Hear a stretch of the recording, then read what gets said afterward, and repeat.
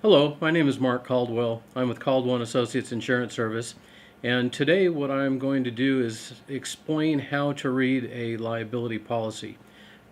Many of my clients have asked me over the years, where do they find certain things in the policy and how do they know where to go in the policy to get the information they're looking for. Okay, so what I'm doing is I'm going to be using the Philadelphia Insurance Company policy that's titled Human Services Organization Professional Liability Policy. Since my company does a lot of professional liability, we cater to the home care and hospice industry, so all of our clients are going to have this type of policy. They're not all necessarily going to have it with Philadelphia Insurance Company, but it'll be very, very similar. Okay, so what I want to do is I want to first tell you, as far as identifying the policy, when you see up here to the top right corner, usually is you're going to see your form number. Now, a policy form can change from year to year, and so it's very critical to make sure that when you're talking about a policy, and especially if you're comparing the policy, that you look at the edition date on that policy form. Also, what I want to show you is at the bottom of the policy, you will find this, the text here that reads, includes copyright material of the Insurance Service Office with its permission.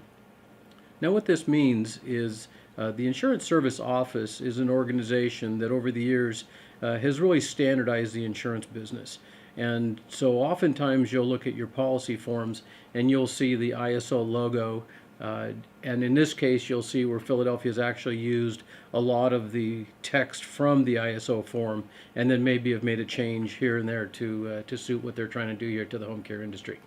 Okay, so what I'm going to do now is I'm going to show you the different sections in the policy itself. What you have to do is you have to look at the fact that when you have a claim, the only thing that really matters is what your policy says. Your policy is your contract. And if you have to go into court and make your case that you have coverage, then really, regardless of any conversations you've had, regardless of any understandings you may have had, what you really have is the text of the actual contract itself. Okay, so what we want to do is we want to talk about the different sections today. Now, I'm not going to spend a lot of time getting really in detail on this, but I want to point out just the overall look of a policy. You will have either 5 or 6 sections to your policy, depending on the type of policy form you have. One type is occurrence, one type is claims made.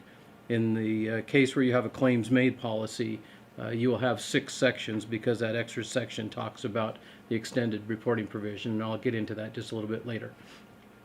Okay, so section 1, what we have here is what's called the insuring agreement. Now, every insurance policy actually has an insuring agreement, and it's basically just stipulating what the insurance company's intent is.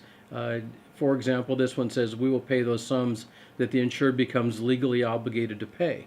Legally obligated to pay means obviously that it would result in a court judgment, or at least if it was something that the insurance company just knew that the insured was liable and they would take care of that. But they're not going to be making that payment, and they're not going to be liable for that payment without that stipulation being legally obligated.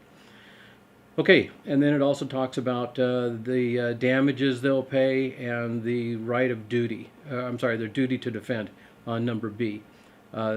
It says our right and duty to defend ends and we have used up our applicable limit of insurance. So in other words, as they're providing a defense for you and they're spending money on the defense, once they have paid on the other damages, the limit of insurance, then they can walk away. They don't need to keep defending the case after that point. Okay? Now that is page number 1 in section 1.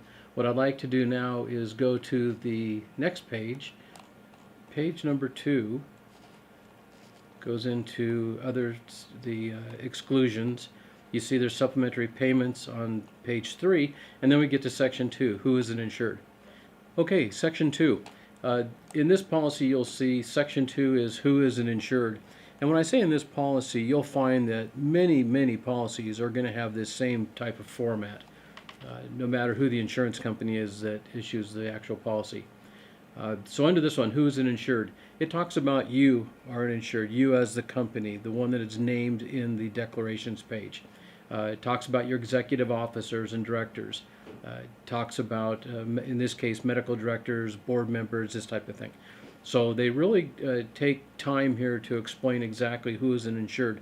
So what you have to look at is to make sure that everybody that's working for you falls under this kind of a definition. If you don't, then you need to deal with that in a different manner. Okay, Section 3 talks about your limits of insurance.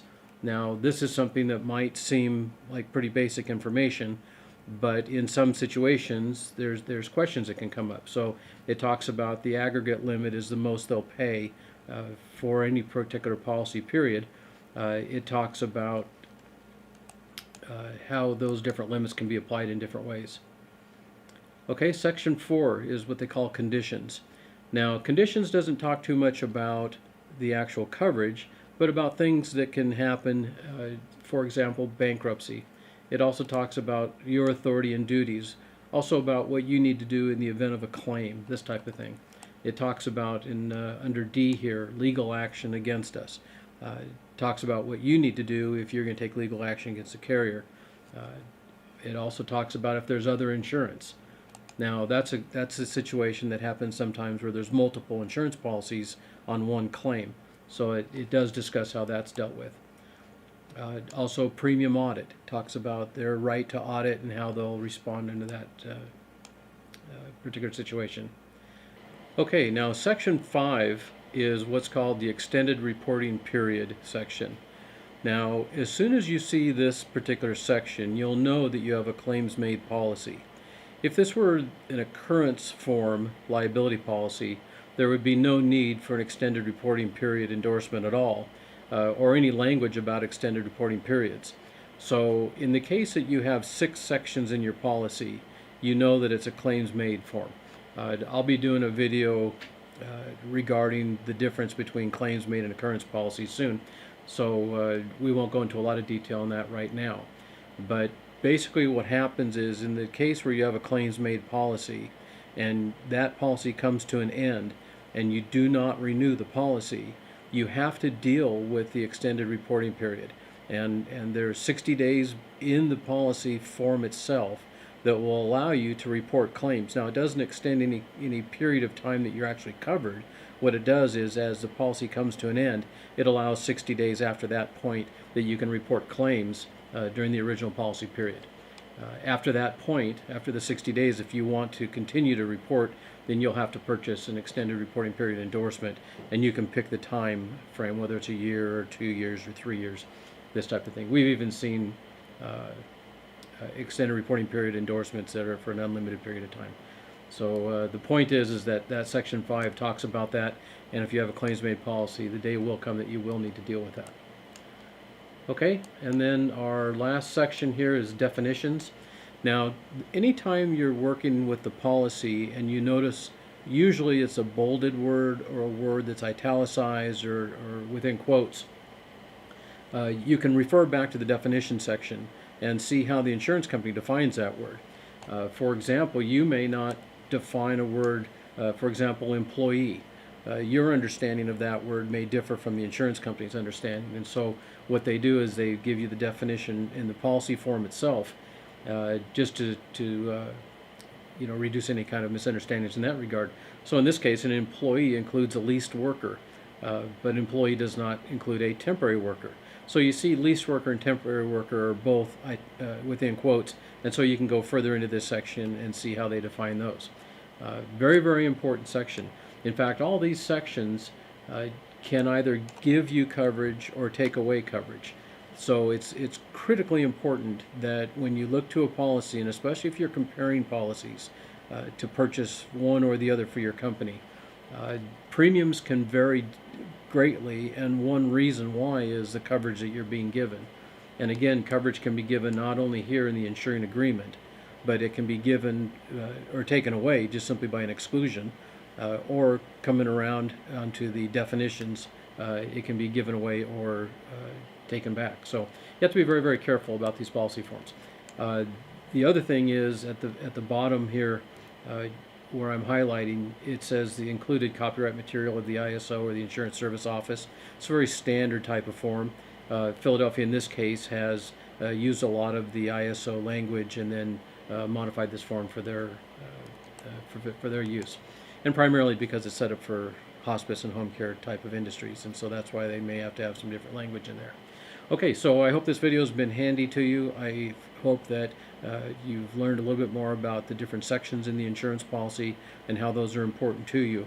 Again, we'll be having future videos, and hope to see you then. Thank you.